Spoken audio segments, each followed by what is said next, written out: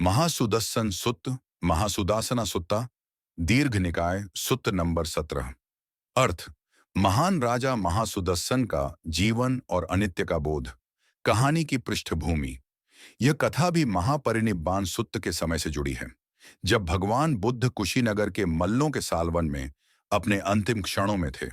उन्होंने भिक्षु आनंद से कहा, आनंद, जिस स्थान पर मैं लेटा हूं, यही वह स्थान है जहां बहुत समय पहले मैं राजा महासुदस्सन के रूप में रहता था।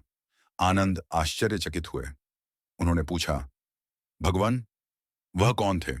कृपया हमें बताइए। राजा महासुदस्सन का जीवन बुद्ध ने मुस्कुराते हुए कहा, आनंद, बहुत समय पहले मैं राजा महासुदस्सन था। मैं कुशावती नगरी का राजा था, जो आज की कुशीनगर कहलाती है। वह शहर स्वर्ण, रत्न और महलों से भरा था। वहां सुख, समृद्धि और सौंदर्य की कोई कमी नहीं थी। राजा महासुदस्सन न्यायप्रिय, दयालु और धर्मनिष्ठ शासक थे। उनकी पत्नी का नाम सुभद्रा देवी था, जो धर्म और करुणा में समान रूप से प्रतिष्ठित थीं। राजा का धर्म मार्ग: राजा प्रतिदिन प्रजा के हित के लिए कार्य करते, दान देते और ध्यान का अभ्यास करते। वे कहा करते थे, धन और वैभव क्षणिक हैं, पर धर्म और सत्य शाश्वत हैं। उन्होंने अपने राज्य में किसी के प्रति अन्याय नहीं होने दिया। हर दिन वे धर्म सभा में बैठकर सत्य और करुणा की बातें करते।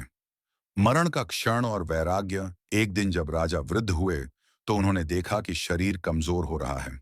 उन्होंने रानी सुभद्रा से कहा, हे रानी, यह सब महल, सोना, रत्न सब अनित्य हैं।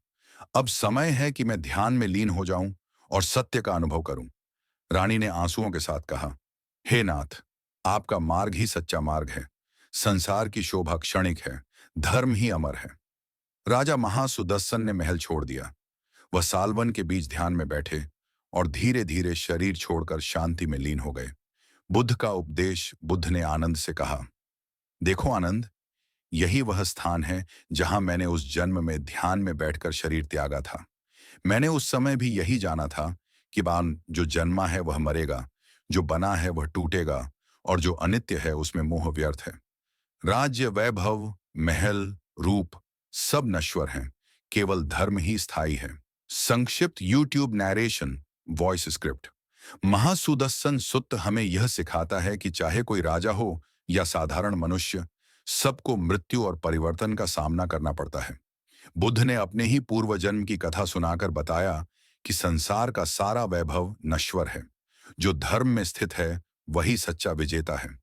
राजा महासुदस्सन की तरह हमें भी धर्म और ध्यान के मार्ग पर चलना चाहिए, क्योंकि यही मार्ग हमें मुक्त करता है।